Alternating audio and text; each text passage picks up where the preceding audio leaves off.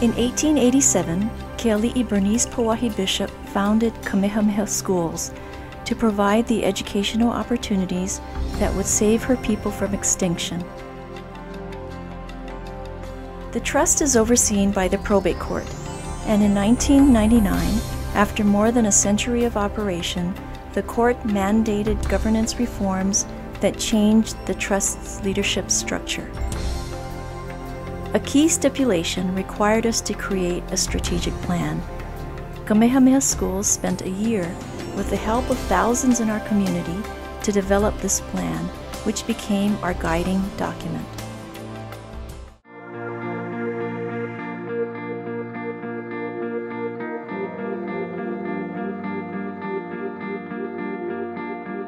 Generally, it was really the court master that put in those recommendations that Kamehameha Schools would develop a strategic plan that would both define its educational mission and then how Endowment was going to serve that mission. It really became the sail plan and set destination for which we needed to govern.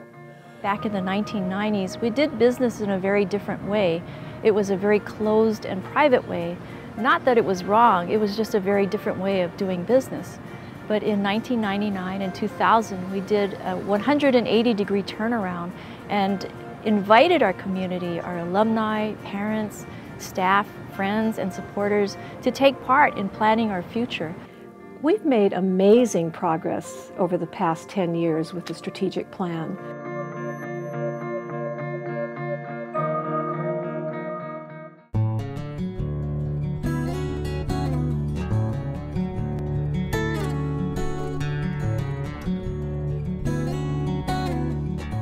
If you look at 1887, when we opened the doors for the first time, it was a single school.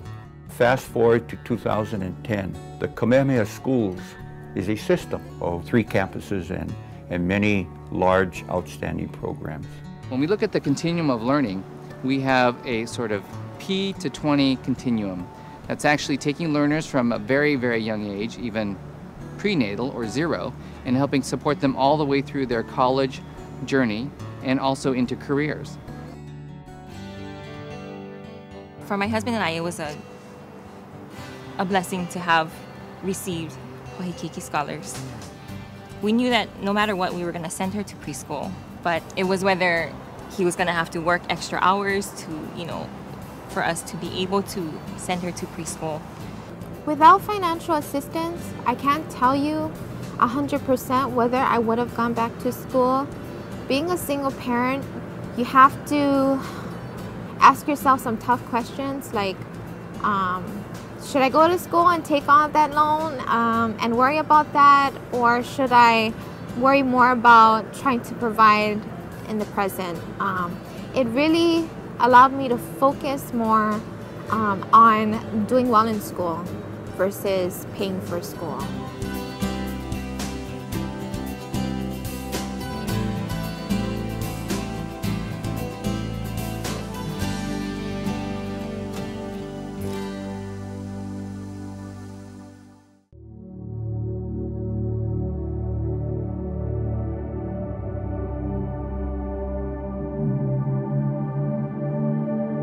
I don't see that our work is K-12. I see our work as being a circle, that it is a generation after generation of caring for children and making sure that that is the priority that defines us as Hawaiian people. So one of the key components of our planning and our programs is to make sure that a learner or a child is fully supported in many different ways. And that child is supported not only through direct service programs, like directly to the child, but also working with the parents and caregivers of that child to make sure that they know how to best support learning at home and when the child is not in school. Kamehameha Scholars is a supplementary college and career guidance program for non-Kamehameha students. So our students come from over 80 different public schools and small private schools and charter schools throughout the state of Hawaii. Family involvement is a main strategy of Kamehameha Scholars. We know we can't do this alone. It's an incredible journey that we are embarking on then in community, and a huge piece of that is working in the public schools. Because if the students are not coming to us, they're in the public schools. And in fact, that's where most Native Hawaiians learn.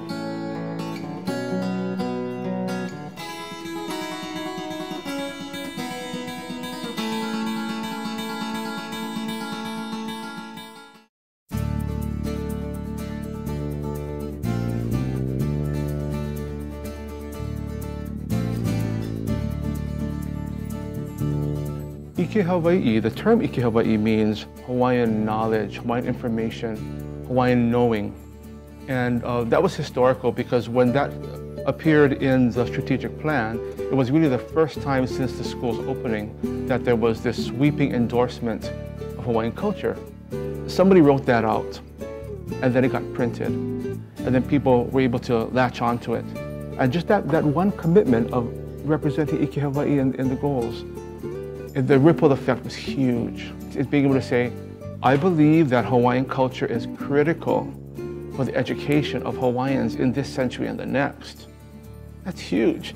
Now that there's much more vibrancy in our community, the natural next step is to create these vibrant, rich contexts within which all of this knowledge can live in very, very vibrant and empowering ways. And so Nohona Hawaii then becomes the very natural next step for a living culture.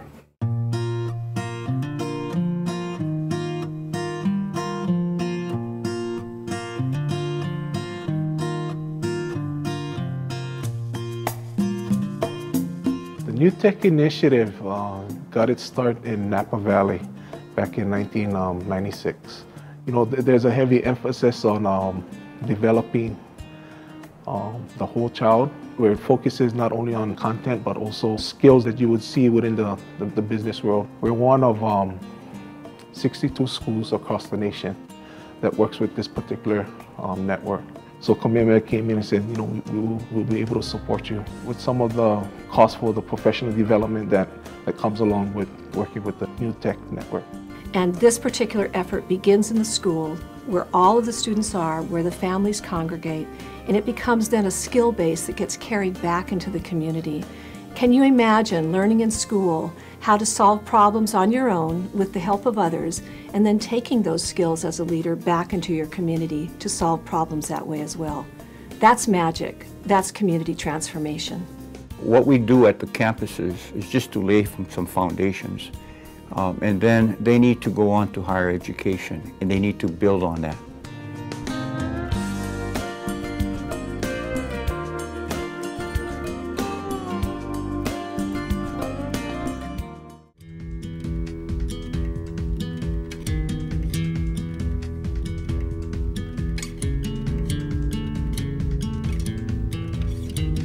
The strategic plan, I think, gave the endowment a heart and soul.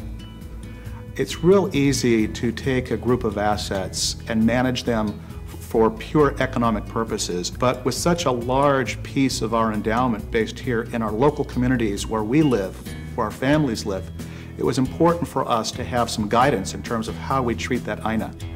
And so the 5 values that we've adopted, including community, culture, environment, education, and economics, gives us some guidance in terms of how we manage that portfolio. We have no exit strategy from Hawaii. We're here to stay. We don't want to harvest value and then leave the place depleted, you know, and move on to another place. We want to enrich this place. We often get critiqued or asked, with an $8 billion endowment, why aren't we spending more? And the answer to that question is the $8 billion doesn't belong to this generation. It belongs to all those that follow. What does belong to this generation is the interest, or a portion of the interest, used and can be applied to spend on this generation.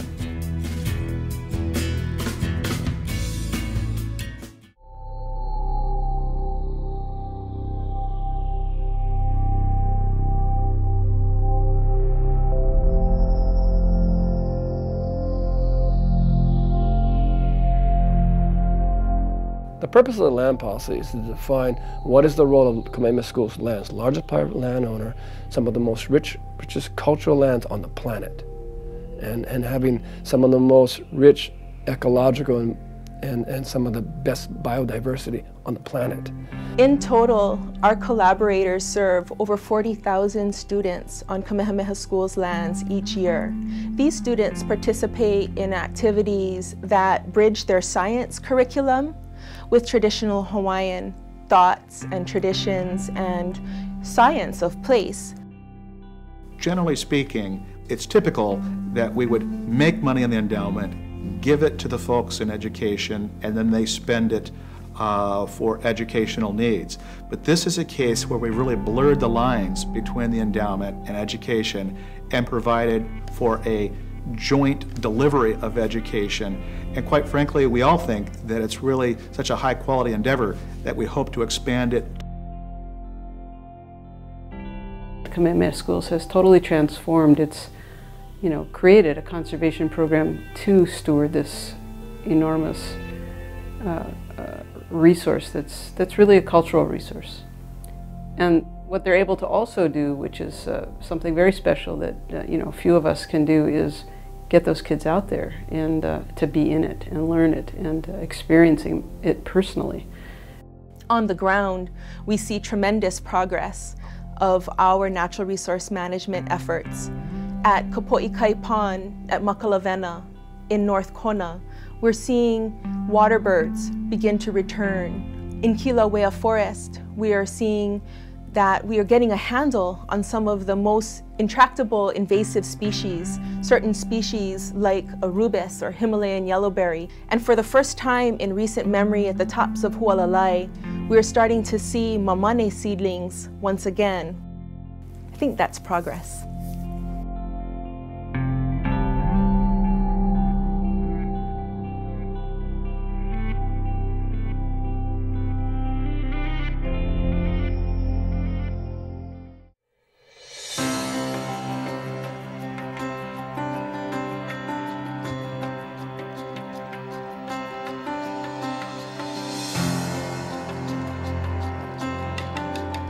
One of the major shifts that we had to transition through was our governance, from a board-led organization to a CEO-led organization. This change has had a huge impact on operations. Staff has been empowered to have greater control and flexibility over their areas of work. When the courts, again, mandated the CEO-based management system, that wasn't a trustee's decision. That was mandated when we walked in the door. If management was responsible for the day-to-day work, then what's our job? And it clearly said to me, we're not supposed to be day-to-day. We need to be at least one generation out. We need to be thinking and articulating a trust into perpetuity. And what it did, it depersonalized our individual kind of hopes and aspirations and said, that's not important. What's important is this mission. And what's important are the values that are defined by this community that says this is what is the essence of Kamehameha Schools. And I think that was crucial.